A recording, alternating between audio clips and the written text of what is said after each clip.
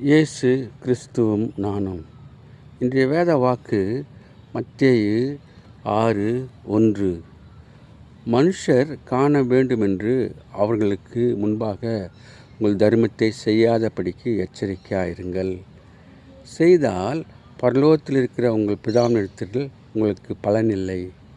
அன்பான சகோதர சகோதரிகளே, ஆண்டவர் சொல்கின்றார், நாம் தானம் தர்மம் செய்யும்போது வலது கை செய்வதை இடது கை அறியாதிருக்க கடவுது என்று கூறுகின்றார். அன்பார்ந்தவர்களே, நீயோ தர்மம் செய்யும்போது உன் தர்மம் அந்தரங்கத்தில் இருப்பதற்கு உன் வலது கை செய்கிறதை உன் இடது கை அறியாதிருக்க கடவுது.